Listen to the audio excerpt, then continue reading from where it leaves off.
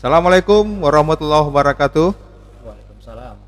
Selamat pagi, salam sejahtera bagi kita semua. Om Swastiastu, Namo Buddhaya, salam kebajikan. Sahabat-sahabat sekalian, sahabat Bawaslu sekalian, pagi ini kita kedatangan seorang tamu istimewa di Bawaslu Provinsi Riau ini. Saya sebut langsung namanya, Bapak Dr. Panca Setia Prihatin MSI.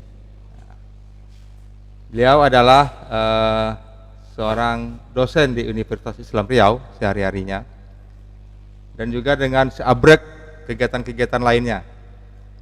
Beliau juga pernah menjadi ketua tim seleksi penerimaan Bawaslu Kabupaten Kota seprovinsi Riau.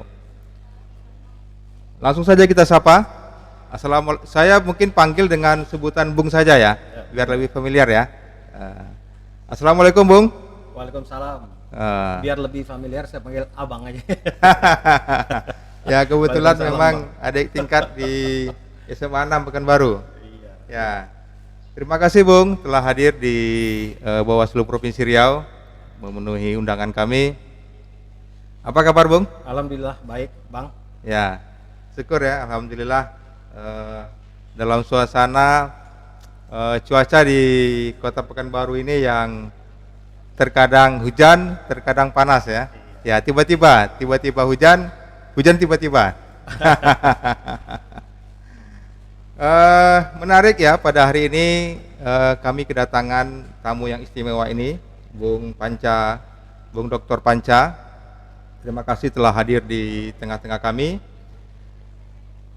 Tema kita pada hari ini, Bung Panca, ini adalah podcast pertama Bawaslu Provinsi Riau yang akan kami tayangkan nantinya. Tema pada hari ini adalah tentang pojok pengawasan.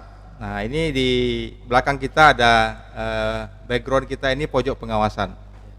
Jadi saya ingin sampaikan dulu sedikit tentang pojok pengawasan ini, bahwa sebenarnya pojok pengawasan ini adalah sebuah inovasi kegiatan dari Bawaslu Republik Indonesia yang diterjemahkan oleh masing-masing Bawaslu di provinsi-provinsi seluruh Indonesia dan di kabupaten kota. Kenapa namanya pojok pengawasan? Sebenarnya istilah pojok ini hanya istilah kata. Artinya posisinya itu sebenarnya tidak di pojok ya. Nah, ini dia berada di salah satu ruangan yang sangat strategis di kantor Bawaslu Provinsi Riau ini. Jadi begitu masyarakat masuk, tamu-tamu kita masuk ruangan kantor Bawaslu, langsung lihat ini ada pojok pengawasan. Nah, hakikatnya sejatinya pojok pengawasan ini adalah untuk masyarakat ataupun mahasiswa ataupun rekan-rekan media, rekan-rekan pers untuk mendapatkan informasi seputar kegiatan-kegiatan Bawaslu.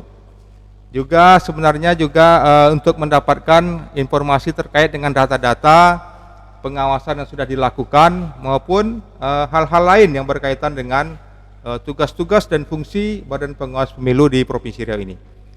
Cukup lengkap, ada hal-hal yang ada juga peraturan-peraturan tentang Bawaslu, Perbawaslu dan peraturan KPU yang juga kami taruh di sini.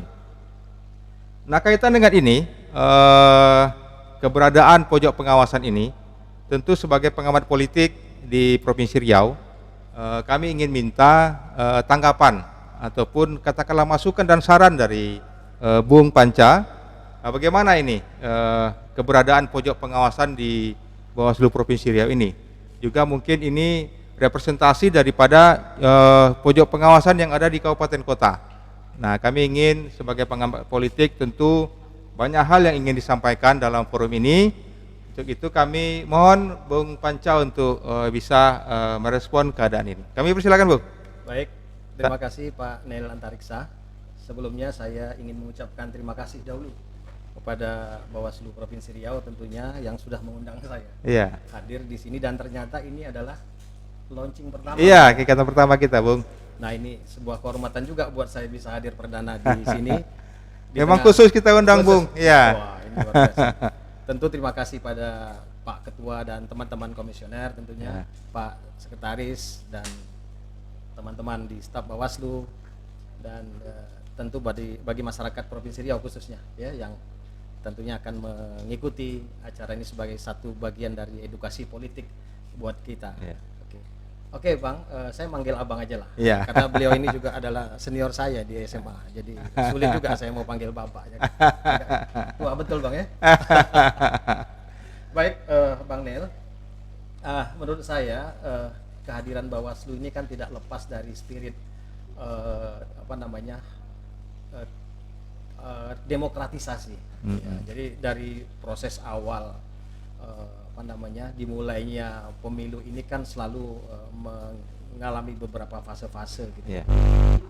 Fase paling nadir itu saya pikir ada pada periode Orde Baru lah ya, ketika segala sesuatu itu diatur penuh oleh kekuasaan, sehingga instrumen ada tapi dalam praktek pelaksanaan demokrasi itu sangat minimalis begitu. Dan kita bersyukur ada peristiwa reformasi, kemudian lahirlah spirit baru dalam penegakan sebuah demokrasi yang sesungguhnya, salah satunya dengan hadirnya Bawaslu sebagai alat kelengkapan ya, untuk memastikan bahwa seluruh tahapan proses pemilihan apakah pilpres, pileg dan seterusnya itu berjalan dengan transparan dan penuh dengan keadilan, kira-kira begitu. Nah, merespon Bang hadirnya pojok pengawasan ini, saya pikir ini adalah bagian yang tak terpisahkan ya dari strategi Bawaslu untuk lebih mendekatkan sebetulnya informasi-informasi yang ada di ranah Bawaslu kepada masyarakat kita, yang saya pikir hampir semua masyarakat kita perlu diedukasi dan diberikan informasi. Dan ini saya kira hanya semacam monumen lah ya, karena sebetulnya substansi dari hadirnya pojok pengawasan ini kan bagaimana kemudian masyarakat gitu ya juga memiliki tanggung jawab yang sama dengan kawan-kawan yang ada di komisioner, di penyelenggara, kira-kira seperti itulah Bang kira-kira. Artinya begini, ini pojok pengawasan memberikan akses seluas-luasnya kepada masyarakat untuk bisa ketika hadir di Bawaslu mereka langsung tahu nih ada nih yang sudah dilakukan oleh Bawaslu. Kemudian pojok pengawasan ini untuk Provinsi Riau itu diresmikan oleh salah seorang pimpinan Bawaslu Republik Indonesia pada waktu itu Pak Fritz Edward Siregar di tahun 2018 kemarin ya. Diresmikan justru di kantor kita yang lama di Jalan Sultan Syarif Kasim. Lalu kita coba pindah ke sini, coba juga kita sosialisasikan keberadaannya pojok pengawasan ini di tengah-tengah masyarakat. Kami memang menilai rasanya memang sosialisasi yang kami lakukan juga belum maksimal ya, kami mengakui itu. Kami juga ingin masukan sebaiknya apakah memang keberadaan pojok pengawasan ini belum diketahui secara menyeluruh, katakanlah secara masif oleh masyarakat. Karena memang kami melihat mungkin banyak hal yang harus kami benahi.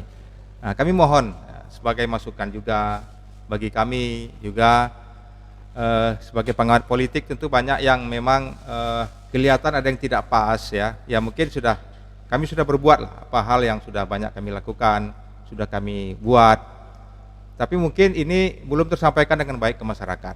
Nah, memang harapan kami ini bagaimana sebenarnya Bung Panca melihat ini dari sisi katakanlah pengamat politik dan juga sebagai salah seorang dosen ilmu politik di Universitas Islam Riau. Baik, terima kasih Bang. Saya kira kalau kita membaca sepenggal kalimat pojok pengawasan ini kan ada dua interpretasi sebetulnya. Yang pertama, makanya perlu kita operasionalkan konsep ini kepada publik gitu ya. Apakah yang dimaksud dengan pojok pengawasan ini publik mengawasi kinerja teman-teman di pelaksana, di penyelenggara begitu, atau memahami seperti apa yang kita maksud gitu ya. Mengawasi semua proses yang dilakukan, termasuk juga pengawasan dilakukan terhadap para calon-calon yang melakukan kontestasi di segala macam helat politik begitu. Nah, ada operasional konsep. Nah, kemudian menurut saya karena hari ini kita sudah akibat pandemi ini kan ada dampak positifnya juga Bang ya. Ya, kita terbiasa bermesra-mesra dengan media digital. Dan ini salah satu jalan yang paling efektif saya pikir untuk menginformasikan kepada publik, mengedukasi publik tentang keberadaan pojok pengawasan ini. Apa sih sebetulnya yang ingin dicapai ya kan dari dibentuknya pojok pengawasan ini. Nah, maka ini perlu disosialisasikan sekaligus ada operasional konsep sehingga publik bisa memahami bahwa tidak hanya sekedar memahami, tapi bagaimana publik bisa terlibat. Nah, kalau kita bicara keterlibatan publik dalam proses-proses penyelenggaraan agenda-agenda konstitusional ini kan tentu mesti diterjemahkan juga seperti apa keterlibatan mereka, bagaimana cara mereka melibatkan diri dan sebagainya dan seterusnya. Dan saya kira itu yang paling penting, Bang. Oke. Terima kasih masukannya ya. Jadi yang saya tangkap poinnya adalah bagaimana Bawaslu bisa memanfaatkan sosial media ataupun media sosial dalam suasana Covid ini mungkin lebih publikasinya kepada hal-hal seperti itu ya. Bahwa kita menginginkan sebenarnya pojok pengawasan ini diketahui secara luas oleh masyarakat, sehingga masyarakat yang ingin mendapatkan informasi yang akurat tentang Bawaslu, juga bagi teman-teman adik-adik mahasiswa yang ingin mendapatkan data-data informasi tentang secara ilmiah ingin melakukan penelitian tentang pemilihan kepala daerah ataupun pemilu di Provinsi Riau, ini bisa langsung datang ke kantor Bawaslu. Nah, ini menarik juga yang disampaikan oleh Bung Panca tadi ya. Kemudian Bung, beberapa waktu yang lalu kami ini melaksanakan sebuah inovasi juga, program-program pengawasan partisipatif yang kami sebut dengan pengawasan partisipatif. Di antaranya adalah salah satunya Sekolah Kader Pengawas Partisipatif, SKPP. SKPP ini di awal-awal pandemi, di tahun kemarin itu dilaksanakan secara daring, karena memang tidak memungkinkan pada waktu itu kita laksanakan dengan bertemu secara langsung kepada teman-teman kita peserta SKPP. Dan di 2021 kemarin, alhamdulillah kita bisa melaksanakannya dengan temu langsung dengan peserta-peserta tersebut. Nah, kegiatan SKPP ini dilaksanakan itu mulai dari awal ya, kita buka seleksi melalui online, kemudian ada beberapa pendaftar, kemudian kita seleksi lagi, kita lihat secara administratif apakah memenuhi syarat, lalu kemudian kita diumumkan, kemudian dilaksanakanlah kegiatan SKPP dasar, kemudian dilanjutkan dengan SKPP menengah, kemudian juga SKPP tingkat lanjut di Jakarta. Jadi untuk tahun ini di 2021 itu ada 7 kabupaten kota yang mengikuti program SKPP itu. Dilaksanakan di beberapa kota. Jadi karena kondisi pandemi juga, sehingga ada beberapa kabupaten kota yang digabung. Jadi ada 3 titik kemarin kami laksanakan. Satunya dilaksanakan di Kabupaten Siak, kemudian dilaksanakan di Kabupaten Kampar, dan terakhir kita laksanakan di Kota Dumai. Nah, kemudian hasil daripada SKPP tingkat dasar ini, kami melihat peserta-peserta terbaik. Kemudian peserta terbaik yang ada ini kami latih lagi di tingkat dasar, di tingkat menengah, di tingkat provinsi. Nah, kita laksanakan di Hotel Area Duta selama 5 hari. Kita latih mereka tentang kepemiluan, tentang pengawasan, tentang bagaimana sebenarnya melaporkan hal-hal yang diduga terjadinya pelanggaran ketika pemilihan. Nah, ini kami latih teman-teman ini, adik-adik ini untuk bisa kami harapkan menjadi pionir terdepan kami ketika melakukan tugas-tugas pengawasan. Kemudian di tingkat menengah ini kami juga cari beberapa orang yang terbaik. Ada 7 terbaik kita dapatkan, kemudian kita kirim lagi ke tingkat nasional di Jakarta. Alhamdulillah juga sudah dilaksanakan ini dan juga mereka sudah kembali. Nah, ini kami harapkan teman-teman yang sudah kami latih ini memang mereka bisa menjalankan fungsi-fungsi tadi. Jadi yang kita harapkan pertama sebenarnya fungsi pencegahannya. Nah, jadi kan kalau kita kembali kepada di aturan peraturan perundang-undangan kita bahwa tugas Bawaslu itu mengutamakan upaya-upaya pencegahan. Barulah nanti setelah itu melaksanakan upaya penindakan sebagai langkah terakhir ketika upaya-upaya pencegahan sudah maksimal kita lakukan. Dan dengan keberadaan SKPP ini, kami ingin juga pandangan Bung sebagai pengamat politik juga bagaimana melihat program ini, baik itu yang sudah kami jalankan maupun bagaimana pandangan-pandangan ke depan terhadap program-program SKPP seperti ini. Silakan Bu. Oke, baik, terima kasih Bang Nel. Saya kira begini, dalam persepsi saya ya, kehadiran SKPP ini kan bentuk dari sikap progresif lah Bawaslu untuk melihat situasi dan kondisi yang ada di lapangan.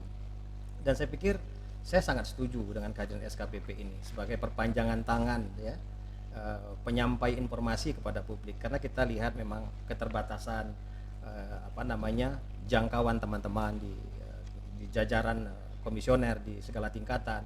Nah, mengaktifkan publik menjadi bagian dari perpanjangan tangan Bawaslu itu saya pikir itu adalah agenda yang sangat bagus begitu ya.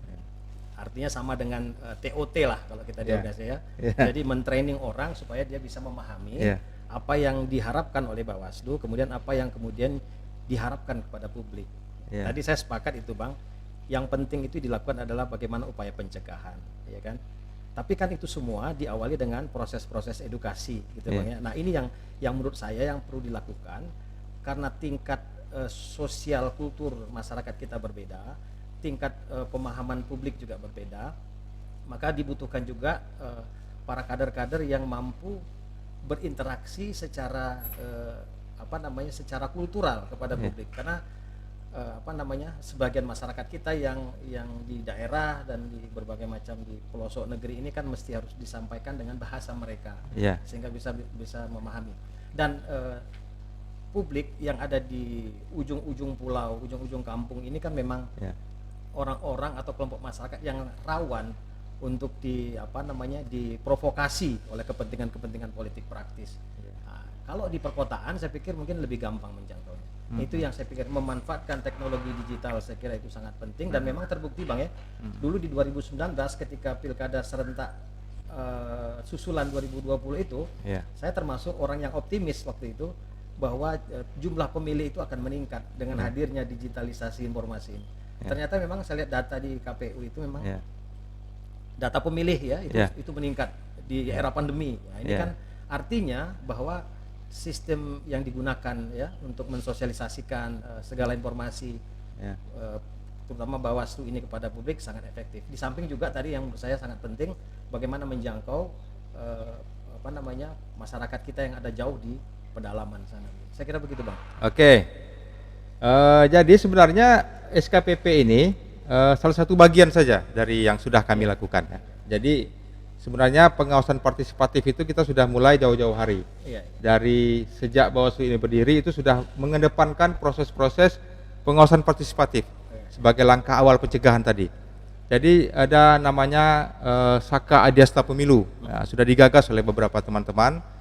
Kami juga sudah mulai di beberapa kabupaten. Kemudian juga ada forum warga. Jadi ada forum warga, kita mengumpulkan beberapa orang warga, beberapa komunitas. Kemudian di sana disampaikanlah pesan-pesan pengawasan kepada masyarakat. Kemudian ada gerakan 1 juta relawan. Jadi kita coba rekrut berbagai komponen masyarakat. Kita ke sekolah-sekolah ya, ke mahasiswa, ke kampus-kampus juga untuk dalam rangka memberikan pemahaman, coba menyentuh hati masyarakat, seluruh masyarakat ini, komponen ini agar peduli terhadap ini. Nah, jadi memang kalau kita kembali kepada program SKPP ini, karena ini agak spesifiknya dibandingkan dengan program pengawasan lainnya, program pengawasan partisipatif lainnya, karena memang mereka kami training dengan sebuah pembelajaran. Jadi seperti sekolah kita buat ya, seperti sekolah. Di situ ada silabus pelajarannya, ada kurikulum yang mereka harus ikuti dari awal sampai akhir. Kemudian juga ada post-testnya. Jadi ada post-test, ada ujian, apakah mereka memahami hal-hal yang sudah kita berikan selama beberapa hari tersebut. Jadi pandangan Bung, apakah ini memang cukup positif untuk kita lanjutkan ke depan atau memang seperti apa gitu? Saya ini gurau aja. SKPP itu kan di samping makna yang sesungguhnya kan ada juga istilah anehnya gitu ya. SKPP, saya kira paten Pak. Wah, gitu. SKPP saya kira paten Pak. Sudah bagus. Artinya kan ini sebuah sarana untuk mengedukasi publik gitu gitu. Makanya yang direkrut itu kan orang-orang yang memiliki kualifikasi kan.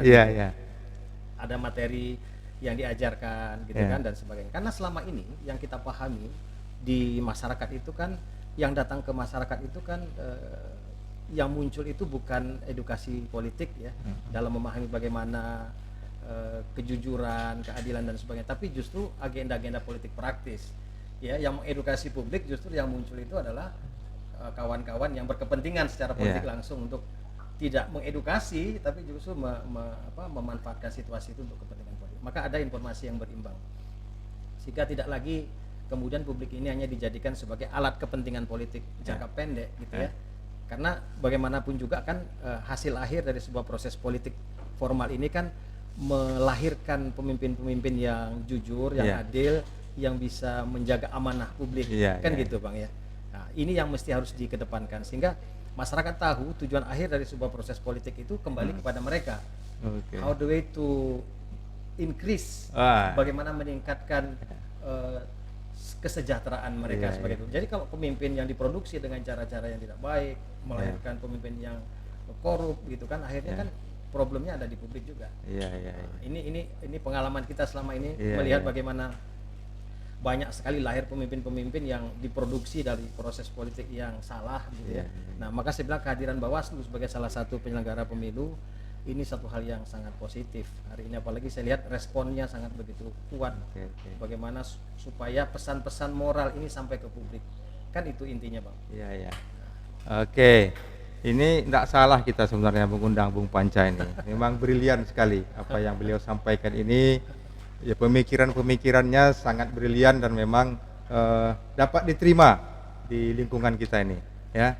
Tidak salah rasanya kita mengundang kehadiran Bung Panca di Bawaslu ini, apalagi di podcast perdana ini ya. Mudah-mudahan ini menjadi spirit bagi kawan-kawan di Bawaslu Provinsi Riau dan kabupaten kota nantinya yang ada, untuk bisa kegiatan-kegiatan seperti ini bisa kita lebih maksimalkan. Kemudian Bung, kita coba beralih sedikit ke tema lain ya. Tadi kita sudah bicara soal keberadaan pojok pengawasan ini ya. Kemudian juga tadi di awal juga kita setelah itu kita bicara soal SKPP ya, Sekolah Kader Pengawas Partisipatif. Kemudian kita mungkin ke tema yang agak lebih lain, masih berkaitan dengan ini. Artinya kita melihat ada sebagian masyarakat kita ini memang yang skeptis, katakanlah masih abai dengan proses-proses demokrasi yang terjadi di negara ini. Jadi ada masyarakat kita yang tidak mau tahu karena menurut mereka itu tidak bersentuhan langsung dengan mereka. Nah, mereka tidak peduli mau pemilu, mau pilkada, mau apapun, mereka memang sepertinya ya cuek sajalah ya, tidak konsen.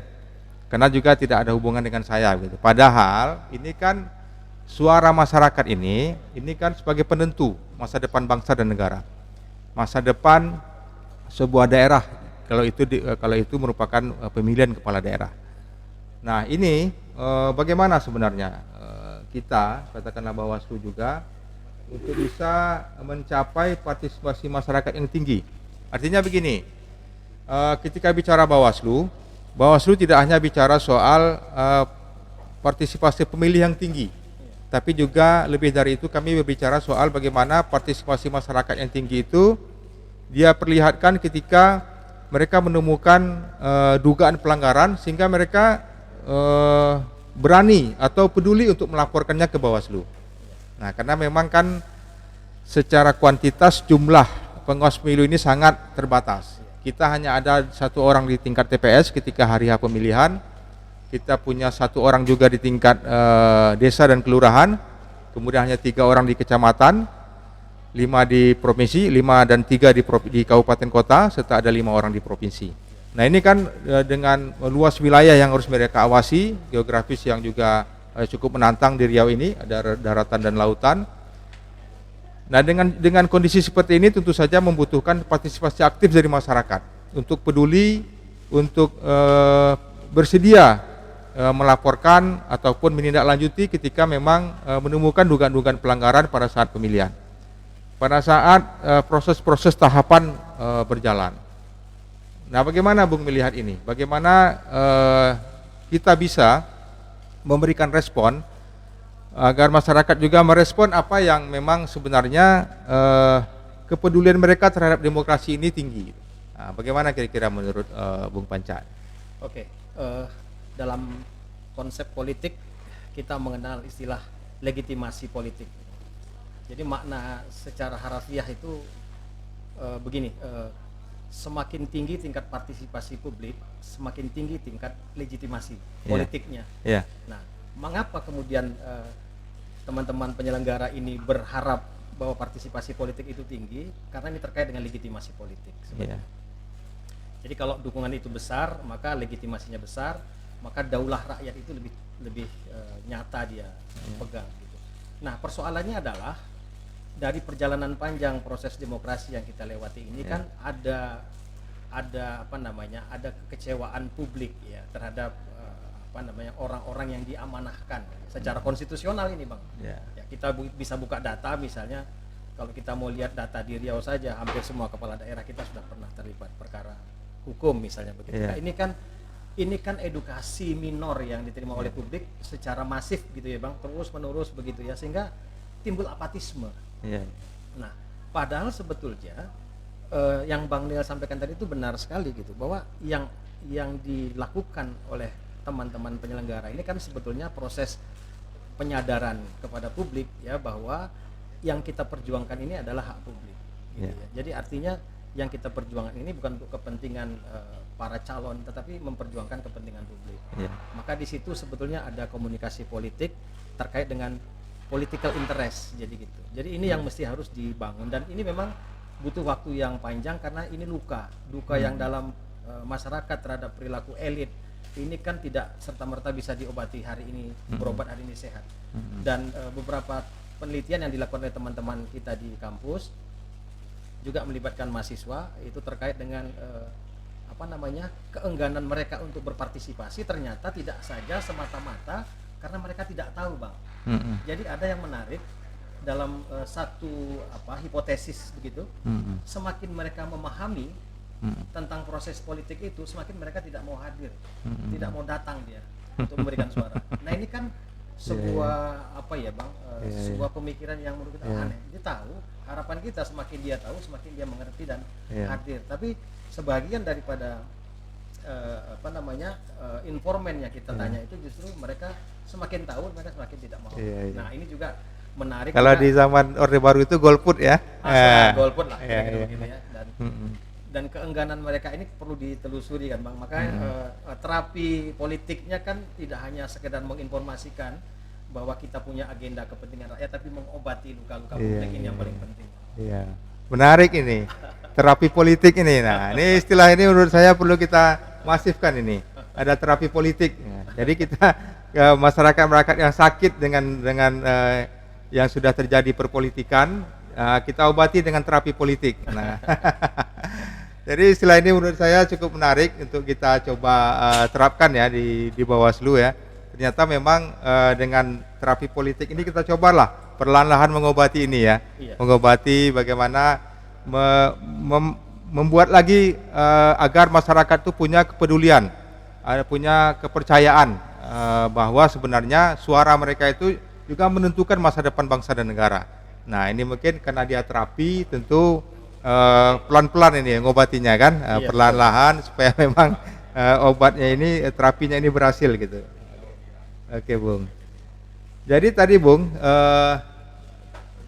banyak hal yang sebenarnya bisa kita lakukan untuk bisa masyarakat kita ini menggugah mereka untuk bisa peduli dengan keberadaan kita, katakanlah menciptakan iklim demokrasi yang baik tadi ya. Lalu kami melihat ya, beberapa program-program Bawaslu ini dalam rangka meningkatkan pengawasan partisipatif tadi, sebenarnya kami juga menyasar beberapa segmen-segmen. Jadi seperti SKPP itu kan segmennya itu berumur di antara 17 sampai dengan 30 tahun. Nah, katakanlah kelompok milenial dan juga pemula-pemula, juga teman-teman yang baru selesai kuliah, juga ada yang masih mahasiswa. Nah, bagaimana Bung Dr. Panca ini melihat untuk segmen yang ke atas? Katakanlah ada yang berumur 30 sampai dengan 50 tahun atau ke atasnya, dengan program yang seperti apa kiranya kami bisa coba untuk menarik mereka supaya mereka juga ingin bisa terlibat aktif di dalam itu. Dengan program SKPP tentu saja yang berumur yang saya sebutkan tadi. Nah, untuk segmen yang selanjutnya yang mungkin berumur di atas 30 tahun sampai dengan 50, 60. Nah, ini kan juga sebenarnya orang-orang yang katakanlah lebih banyak berada, suara-suara mereka ini lebih menentukan ya, walaupun dia punya suara satu, dia bisa tarik, dia bisa rekrut orang dengan berbagai cara. Nah, dengan pola seperti apa menurut pandangan Bung Panca kami bisa memberikan kesadaran ataupun memberikan pemahaman-pemahaman agar mereka juga berpolitik dengan santun, berpolitik dengan baik, menyuarakan suaranya dengan baik, kemudian juga peduli ketika memang ada pelanggaran-pelanggaran untuk memberikan laporan ataupun menyampaikan kepada Bawaslu. Silakan Bung. Baik, segmentasi pemilih ini kan yang sekarang lebih populer itu kan masih bicara soal pemilih pemula dan pemilih perempuan, karena itu dianggap segmen yang perlu diedukasi karena mereka tidak punya pengalaman dalam mengikuti proses pemilu ya. Dan mungkin pemilih perempuan ini kan pemilih yang dianggap sangat pasif dia dalam agenda-agenda politik ya. Tadi menarik juga bahwa Bawaslu punya agenda untuk mensosialisasikan informasi ini pada segmen umur 30 sama 50. Kalau menurut saya itu lebih bagus kita segmentasi itu tidak kita bagi berdasarkan umur, tapi berdasarkan profesi.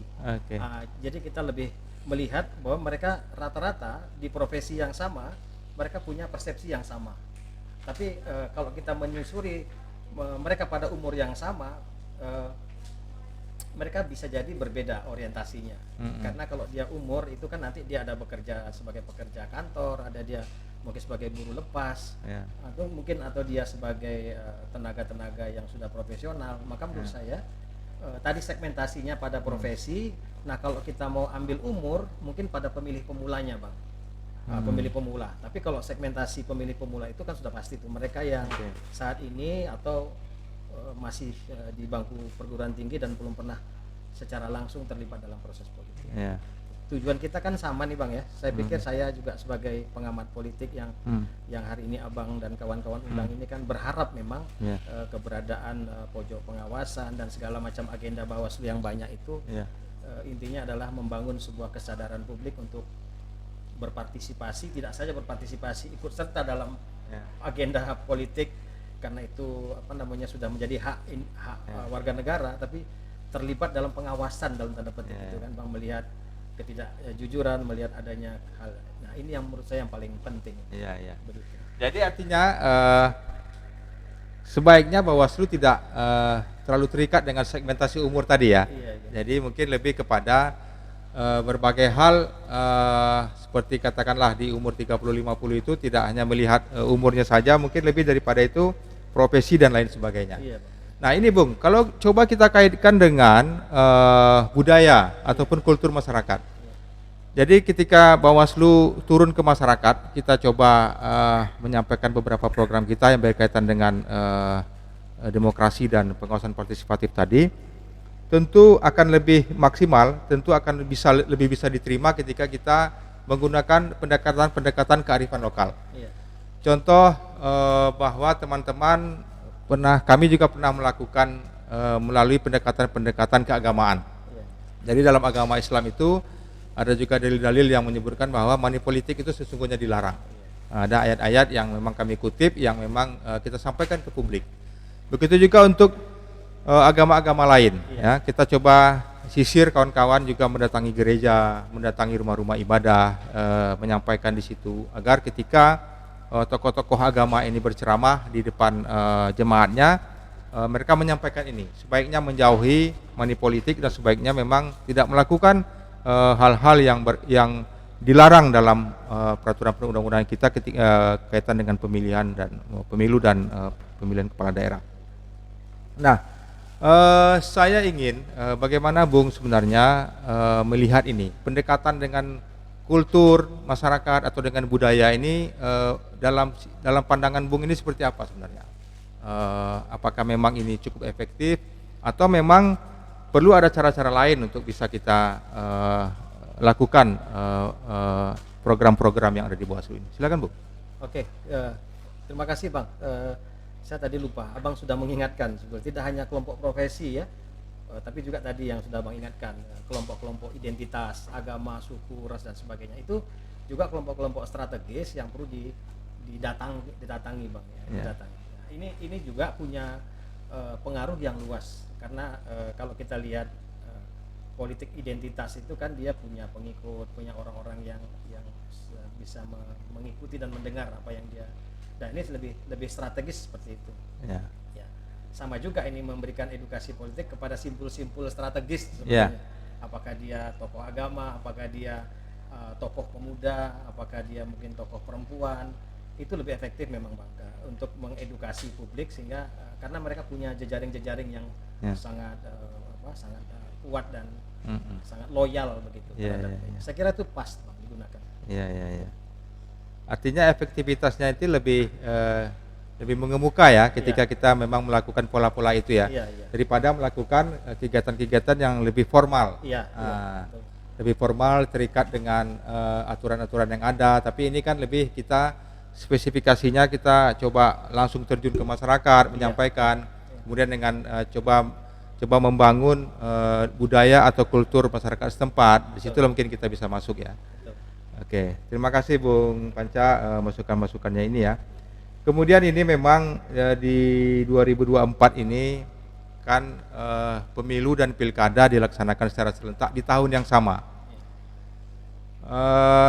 Pelaksanaan pemilihan kepala daerah dan pemilu di 2024 dilaksanakan dalam waktu yang bersamaan, tentu ini tantangannya cukup berat bagi penyelenggara. Bagaimana Bung melihat ini? Ini.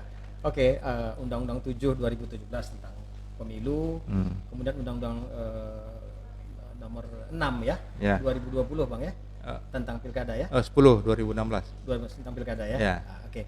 Ini kan gini, kalau menurut saya begini, spiritnya kan sama. Ini kan mengacu kepada ayat 1 pasal 2 Undang-Undang Dasar 45, Daulah Rakyat, kan gitu kan. Ini dilakukan sepenuhnya untuk kepentingan rakyat, kan gitu Bang. Hanya ini soal teknis dan mekanisme. Mungkin saya tidak begitu memahami lebih detail Bang ya, apa yang dimaknai di dalam Undang-Undang 7 dan Undang-Undang Pilkada itu. Tapi prinsipnya tentu sama.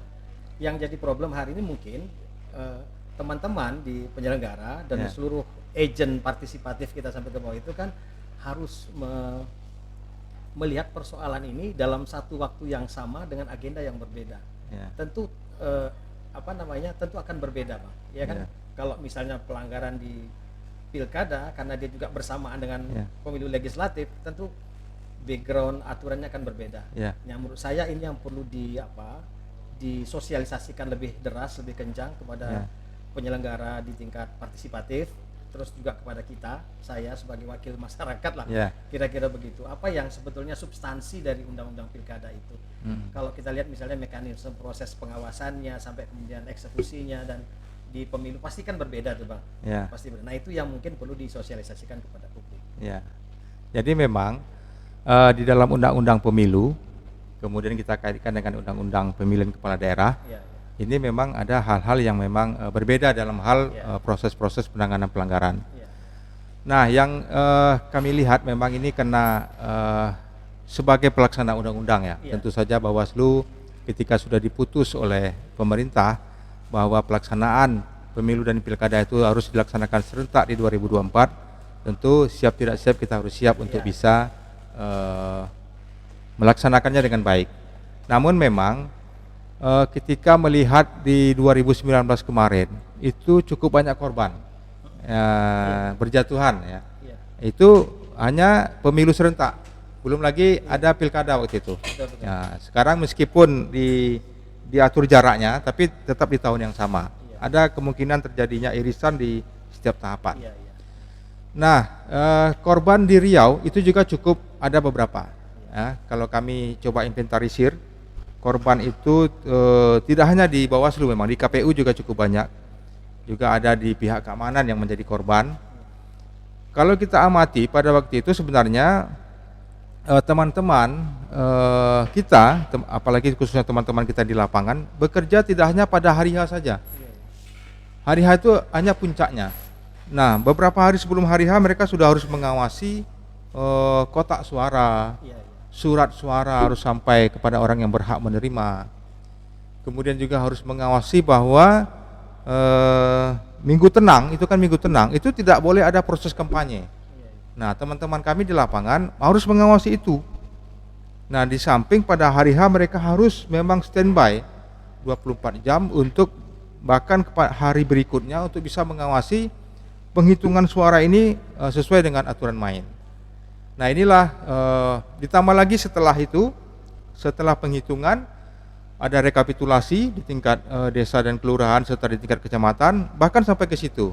Nah, inilah menurut saya rangkaiannya yang menyebabkan memang akhirnya kelelahan dan menimbulkan banyak korban. Tidak hanya korban sakit dirawat di rumah sakit, juga ada korban yang meninggal dunia. Nah, dengan kondisi seperti ini, bagaimana Bung melihatnya ini? Artinya antisipasi dari kita lah, dari penyelenggara untuk bisa agar kawan-kawan kita ini yang bergerak di lapangan ini tidak katakanlah bisa meminimalisir ataupun jangan sampai ada korban lagi. Nah, coba Bung, bagaimana Bung? Oke, thank you Bang ya. Ini apa? Ini pengalaman kita 2 tahun yang lalu. Saya melihatnya begini, kalaulah memang berjatuhannya para pejuang demokrasi itu karena alasan sakit medik gitu ya. Nah, tentu mesti yang harus kita kritisi itu adalah proses rekrutmennya mungkin. Saya amati betul kalau proses rekrutmen Bawaslu RI, provinsi, kabupaten, kota itu kan sangat ketat sekali. Yeah. Sampai surat keterangan dari rumah sakit jiwa pun dibutuhkan begitu ya. Dan saya lihat di proses rekrutmen teman-teman di penyelenggara di tingkat bawah ini kan hanya sekedar surat keterangan dari dokter yang menyatakan dia sehat misalnya begitu. Nah, makanya saya bilang kalau analisisnya itu meninggal karena diagnosis sakit medis, maka saya pikir proses itu mesti diperbaiki. Harusnya dibalik justru Bang piramid itu. Ya kan, karena teman-teman di level atas itu kan pekerjaannya pada level-level wilayah-wilayah pemikiran, kebijakan, manajerial. Teman-teman di bawah kan seperti Abang sampaikan tadi, bekerja 24 jam dan bahkan ada pekerjaan yang tak ada di dalam agenda terpaksa harus dilakukan. Misalnya mereka yang ada di wilayah perairan, yang memindahkan kotak suara, memastikan bahwa keamanan kotak suara ini sampai ke kantor lurah, bukan lewat darat, lewat laut, lewat sungai. Ancamannya tidak hanya soal alam Bang ya, tapi juga macam-macam gitu. Buaya di bawah kan, harimau di atas kira-kira gitu. Jadi menurut saya kalau itu menjadi satu masalah, maka mestinya ada revisi rekrutmen itu secara serius di tingkat operasional, teman-teman di tingkat TPS. Di tempat saya aja TPS-nya Bang, ya mungkin karena dia sudah biasa dari tahapan berikutnya ke tahun berikutnya dia aja dengan kondisi yang sudah tua misalnya gitu kan. Padahal kader-kadernya masih banyak gitu. Nah, ini perlu juga dijadikan sebagai masukan. Tapi kalau kemudian beriringan dengan peristiwa 2019 itu mulai adanya COVID ya Bang ya. Saya kira bisa jadi juga itu mungkin rentetan awal dari COVID itu. Karena meninggalnya sangat banyak sekali itu Bang. 853 kalau saya tidak salah. Seluruh Indonesia. Ya Abang aja 5 tahun kerja turun ke lapangan bolak-balik sehat-sehat aja ya, alhamdulillah kan gitu. Dia bekerja dalam 1 hari 2 hari, terus kemudian meninggal secara massal. Ini buat saya pertanyaan besar juga Bang. Apakah itu tadi memang ada kaitannya dengan penyakit bawaan masing-masing, atau kemudian memang ini ada satu bencana besar yang terjadi, mereka adalah simbol awal dari bencana itu, atau memang proses rekrutmennya memang tidak memperhatikan secara lebih serius gitu ya Bang, status kesehatannya segala macam. Saya lihat ada yang misalnya hanya dari keterangan dokter aja, dari klinik bahwa dia sudah dinyatakan sehat, periksa tensi, periksa apa, ini juga mesti harus jadi koreksi saya pikir Bang. Iya ya, artinya kan kalau ini memang ditemukan dalam sebuah penelitian alasannya memang karena kelelahan tadi. Nanti di 2024 udah nggak ada lagi yang mau daftar jadi penyelenggara. Takut orang nanti meninggal nih gara-gara ini kan. Jadi KPPS meninggal, jadi PTPS sakit segala macam kan, sampai dirawat berbulan-bulan gitu ya. Nah ini jadi trauma masyarakat sehingga tidak mau lagi ketika kita buka pendaftaran untuk menjadi pengawas TPS, nggak mau lagi, tidak ada lagi yang daftar gitu. Nah ini dia kan. Jadi memang teman-teman KPU juga sudah coba saya lihat menyederhanakan beberapa hal yang berkaitan dengan form-form yang harus diisi. Juga mungkin ada hal-hal yang tentu saja ini menjadi keseriusan ya. Iya, betul. Tidak hanya kita, tentu saja pemerintah harus serius juga untuk bisa menciptakan ini agar korban-korban yang berjatuhan ini meskipun harus dilakukan penelitian secara khusus ya, apakah memang penyebabnya kelelahan dan ada bawaan penyakitnya, tapi setidaknya ini kan menjadi catatan bagaimana sebenarnya ini tidak terjadi lagi di 2024 nantinya. Nah itu berkaitan dengan korban-korban ya. Mungkin sedikit lagi Bung, kami minta ini karena beban kerja yang cukup berat di 2024 ini. Di samping tadi peraturan perundang-undangan yang memang berbeda antara pemilu dan pilkada. Mungkin ada hal lain yang menjadi masukan, tidak hanya mungkin bagi penyelenggara, tapi bagi pemerintah. Apa sebenarnya yang ingin Bung sampaikan dengan kerja yang berat di 2024 itu? Silakan Bung. Baik, terima kasih Bang. Saya kira spirit penyelenggaraan pemilu serentak, pilkada serentak ini kan sudah jamak kita dengar Bang ya, untuk memudahkan, untuk mengefisiensikan, mengefektifkan dan sebagainya. Tapi kemudian ada dampak-dampak lain yang sebetulnya jadi masalah gitu. Misalnya dengan perbedaan habis masa jabatan kepala daerah.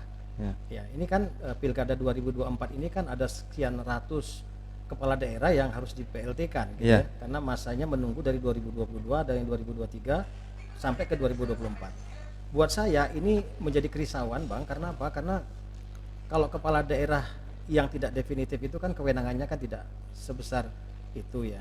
Ini berkaitan dengan agenda kepentingan publik juga. Jadi pemerintah jangan lupa agenda politik ini memang betul ya untuk mengefektifkan dan efisienkan segala sesuatu. Tidak setiap bulan kepala menteri itu hanya mengurusi soal pilkada aja kan begitu. Bulan ini pilkada situ. Saya kira dari aspek itu saya setuju. Tapi dari perspektif penyelenggaraan pemerintahan ini menjadi problem. Iya kan, makanya mudah-mudahan pilpres serentak 2024 ini akan mengakhiri segala macam polemik. Jadi tidak ada lagi dikotomi antara penyelenggaraan pemerintahan dengan agenda politik, karena dia beriringan kan Bang. Karena proses pemilihan kepala daerah secara politik itu kan dia dalam rangka untuk menduduki jabatan pada jabatan pemerintahan. Jadi dalam 2 tahun ini saya melihat ada kegamangan lah gitu ya. Tapi apapun itu kan tidak boleh ada kekosongan dalam pemerintahan sebetulnya. Tidak ada masalah sebetulnya. Itu sudah diatur semua. Cuman maksud saya ternyata juga berimplikasi juga kepada berkurangnya ritme atau kekuatan pemerintah untuk mengakselerasi penyelenggaraan pemerintahan. Keterbatasan ini, keterbatasan itu dan sebagainya. Tapi paling tidak harapan kita memang di 2024 ini akan mengakhiri semua polemik itu. Dan saya juga melihat ini agenda yang besar dan berat ini juga menjadi beban yang berat juga bagi teman-teman penyelenggara. Saya yakin dan percaya. Apalagi hari ini juga transisi ke komisioner kan. Komisioner 2022 juga akan selesai. Nah, mungkin tidak ada masalah nih, agendanya bisa mempersiapkan diri mungkin setahun lebih gitu. Nah bagi teman-teman yang masa berlakunya sampai 2023 misalnya kan, nah ini kan mepet sekali gitu. Bagaimana solusi yang akan diambil menurut saya. Jadi jangan sampai ini kemudian menjadi masalah, karena tahapan proses dan sebagainya ini kan mesti harus dilakukan dari hari ini kan Pak. Dari 2022 ini agenda sudah berjalan. Jadi memang harus dipikirkan secara komprehensif gitu ya. Tidak hanya soal pilkada serentak, bagaimana kesiapan penyelenggara, termasuk juga bagaimana roda pemerintahan yang saya pikir sedikit banyak juga akan terganggu begitu Bang. Iya, jadi memang masa jabatan komisioner baik itu Bawaslu maupun KPU tentu saja ikut mempengaruhi iklim ini. Tentu masing-masing teman-teman ingin mempersiapkan diri juga untuk mempersiapkan diri untuk apakah bisa terpilih kembali atau tidak terpilih kembali.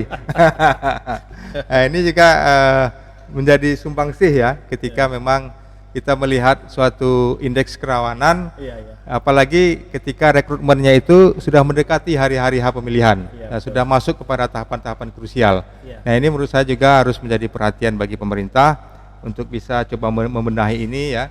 Ketika memang proses-proses rekrutmen ini sudah memasuki tahapan-tahapan krusial, tentu saja tidak ada lagi keseriusan bagi yang ingin melanjutkan jabatannya ya, karena mereka tentu sudah fokus untuk belajar dan lain sebagainya. Kemudian Bung, kalau kita kaitkan dengan selama ini pendanaan pelaksanaan pemilu itu dibiayai oleh pemerintah pusat.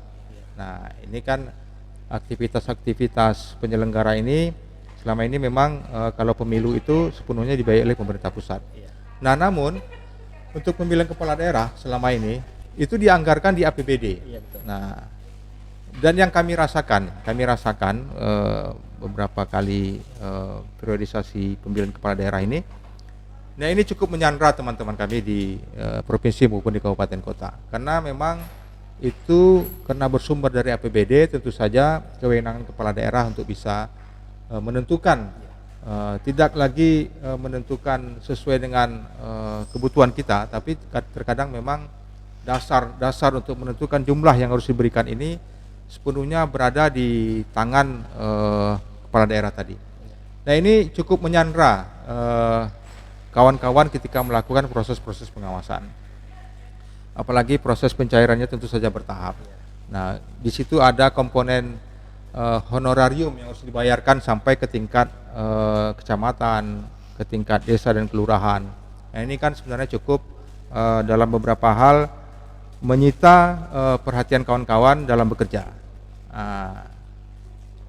Lalu bagaimana ini kondisi ini menurut Bung Panca? Apakah memang sebaiknya ini ditalangi sepenuhnya oleh pemerintah pusat, atau memang ada badan tersendiri yang memang sehingga kita penyelenggara ini bekerja tidak lagi terikat dengan hal-hal seperti ini gitu.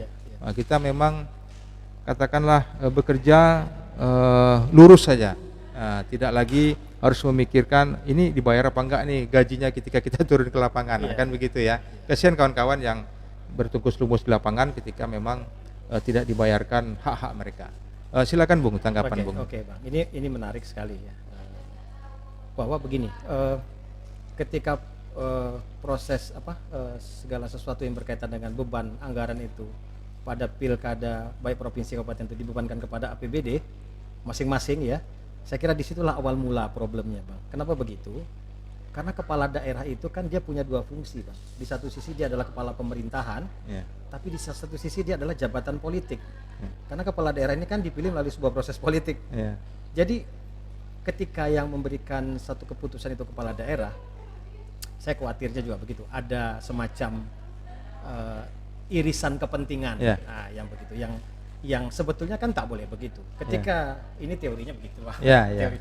Ketika dia menjadi kepala pemerintahan, maka tidak ada lagi bicara soal kepentingan politik, karena semuanya adalah bagian dari orang-orang yang dia urus, termasuk agenda-agenda penyelenggaraan pemilu. Tapi di beberapa media yang saya baca gitu kan, saya tak tahu langsung ini apakah benar atau tidak. Ini kan begitu ya Bang ya, ada intervensi kalau sekiranya ini tidak berkorelasi dengan kepentingan politiknya, atau ini terkesan menghambat kepentingan politiknya. Nah, solusi ini menurut saya tepat diberikan, dilakukan terkait dengan pembiayaan itu. Biarlah ini semua menjadi pembiayaan negara gitu melalui pemerintah pusat gitu. Paling tidak meminimalisasi konflik di tingkat daerah. Nah, kalau otonomi daerah tuh menyerahkan urusan daerah dengan segala urusan keuangannya, itu mungkin betul Bang, karena dia akan memperpendek rentang kendali pelayanan, memudahkan akses orang untuk mendapat layanan pemerintahan. Tapi karena agenda politik ya, walaupun penyelenggara itu kan tidak terkait dengan kepentingan politik apapun, tetapi kepala daerah itu adalah jabatan politik. Nah, ini yang tanda tanya tanda kutip dua, ini bagaimana dalam satu badan dia memiliki dua kepentingan yang berbeda gitu kan. Ini yang selalu menjadi masalah terutama pada teman-teman di daerah. Bahkan ada yang sampai di injury time pun sengaja digantung-gantung tuh begitu. Saya pahami itu Bang. Jadi padahal ini bukan agenda kepentingan penyelenggara, ini penyelenggara bagian dari orang yang diamanahkan oleh negara kan gitu. Tapi lagi-lagi Bang, ya, kalau secara teorinya sih seperti itu, dalam prakteknya kita ya kita tak tahulah seperti itu. Tapi yang bisa kita rasakan ya seperti itu gitu. Ada yang begitu cepat dieksekusi, ada yang begitu lambat. Ini terkait dengan jabatan kepala daerah itu. Ini yang mesti harus. Nah, hari ini kebetulan beberapa dosen yang membimbing saya di program doktor dulu adalah orang yang diminta oleh Menteri Dalam Negeri untuk membahas untuk perubahan itu, sedang dibahas sekarang di Bang bersama dengan Komisi 3 DPR, tapi belum sampai ke agenda pembahasan, baru informal untuk bagaimana memisahkan itu agenda politik praktis kepala daerah itu dengan agenda-agenda penyelenggaraan pemerintahan. Nah, itu sedang dibahas. Kalau saya tidak salah Prof. Sadu Wasistiono dan kawan-kawan. Gitu ya. Begitu. Iya, memang punya harapan yang sama kita ketika soal pembiayaan ini memang lebih dibebankan kepada negara, tidak hanya melalui APBD. Nah, ini Bung Panca ini ya banyak tadi berbicara soal secara keilmuan yang beliau sampaikan ini, menurut saya hal-hal yang memang bisa kita cerna dengan baik. Artinya di level penyelenggara ini sangat memberikan masukan ataupun menjadi spirit bagi kami untuk bisa melaksanakan tugas-tugas ke depan. Saya melihat Bung Panca, ketika kita bicara Bung Panca ini lahirnya kita sudah masuk di penghujung ini Bung. Sudah masuk di penghujung ya. Jadi bahwa teman-teman yang hadir di studio podcast kita ini ada juga pimpinan dari Bawaslu Provinsi Riau, pimpinan dari Bawaslu Kota Pekanbaru, juga ada teman-teman dari sekretariat, Pak Kabak Pengawasan, Kabak Administrasi, teman-teman SKPP, peserta SKPP, kemudian juga ada dari Kepala Sekretariat Bawaslu Provinsi Riau, teman-teman sekretariat di kabupaten kota, juga cukup banyak yang hadir di studio podcast kita ini, Bawaslu. Kita sedikit Bung, karena ini sudah di penghujung, saya lihat di Bung Panca ini kan lahirnya di Indragiri Hulu. Beliau lahir di Rengat, kemudian beliau besarnya di Pekanbaru ya.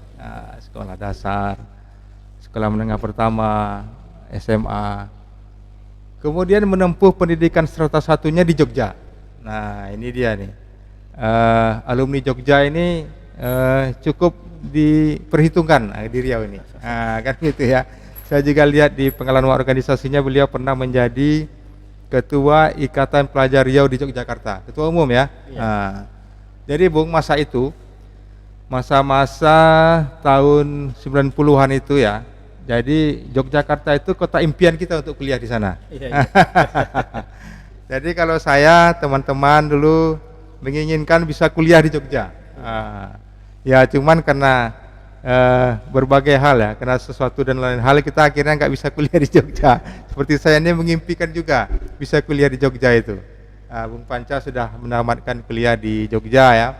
Kemudian juga menempuh pendidikan strata 2 dan juga sudah selesai strata 3-nya di kampus IPDN ya Bung ya. Jadi cukuplah rasanya bekal soal keilmuan tentang pemilu dan pilkada serta demokrasi yang disampaikan oleh Bung Panca ini. Terima kasih Bung telah hadir, telah menyampaikan beberapa hal. Mungkin sebagai katakanlah closing statement. Mungkin ada yang mau disampaikan Bung, silakan Bung. Ya baik Bang, sebelumnya terima kasih lagi kepada Bawaslu Provinsi Riau, juga hadir Ketua Bawaslu Kota nih. Terima kasih.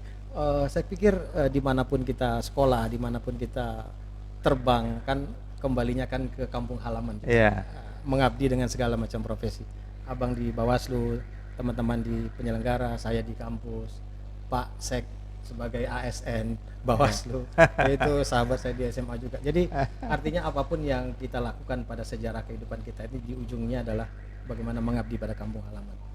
Nah terkait dengan pojok pengawasan ini, saya termasuk orang yang mengapresiasi ya, karena bagaimanapun juga tujuannya adalah untuk menjembatani sebetulnya Bang antara kepentingan kita gitu ya sebagai penyelenggara dengan masyarakat sebagai objek yang sebetulnya bukan objek yang yang dimanfaatkan gitu, tapi objek yang sebetulnya memiliki kepentingan yang besar terhadap kehadiran pojok pengawasan ini karena dia akan memproduksi calon-calon pemimpin yang berintegritas gitu ya. Ya, itu yang paling penting menurut saya Bang. Dan salam juga dari teman-teman kami di kampus bagi Pak Ketua dan kawan-kawan komisioner provinsi yang sudah memberikan amanah kepada kita untuk menjadi bagian yang tak kalah pentingnya bagi kehadiran pojok pengawasan ini. Begitu Abang Dah, terima kasih. Iya, terima kasih sekali lagi. Mungkin ada kerinduan untuk kembali ke Jogja. Punya kenangan manis selama di Jogja. Itu deh Pak itu. Kalau ya kenangan manis yang sudah berakhir pahit. Oke Bung, terima kasih Bung atas kehadirannya. Sehat selalu, sukses selalu. Mudah-mudahan kita bisa ketemu lagi. Baik, terima kasih sama-sama Bang. Terima kasih. Assalamualaikum warahmatullahi wabarakatuh. Waalaikumsalam warahmatullahi wabarakatuh.